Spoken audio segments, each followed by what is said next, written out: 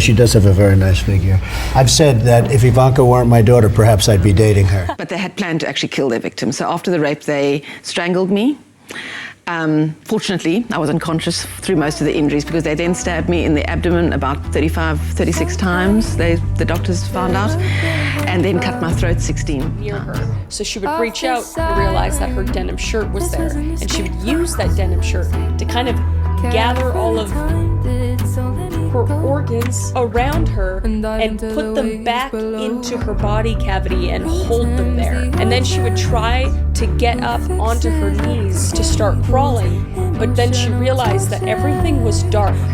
And when she went up to go feel her head with her other hand, she would realize that her head wasn't there and it was only her throat, because her head was literally hanging back off of her neck. So she would have to manually put her head back and hold it while she crawled to what she could only hope was safety. Okay, Ivanka, what's the favorite thing you have in common with your father? Either real estate or golf. Donald, your daughter? Well, I was going to say sex. Women must cover their face and body completely if they leave the house, and their voices cannot be heard in public.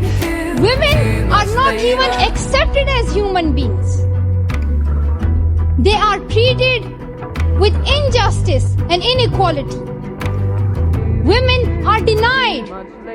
They are neglected, even in the developed countries. Like, we have to always be extraordinary. But somehow we're always doing it wrong. You have to be thin, but not too thin. And you can never say you want to be thin. You have to say you want to be healthy, but also you have to be thin. You have to have money, but you can't ask for money, because that's crass.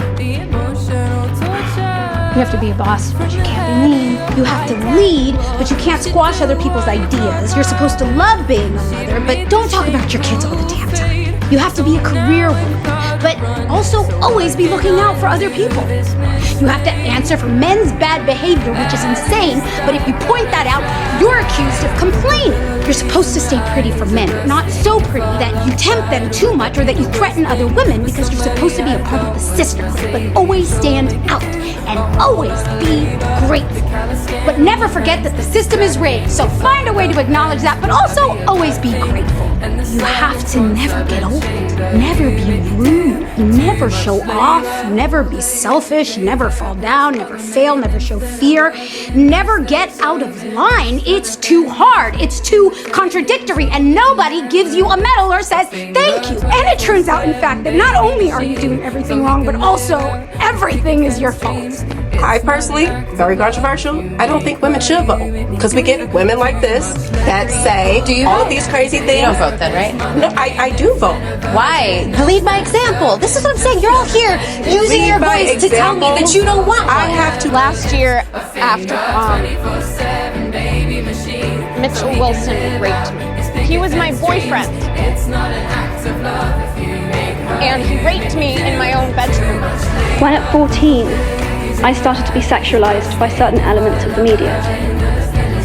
When at 15, my girlfriends started dropping out of their beloved sports teams because they didn't want to appear muscly.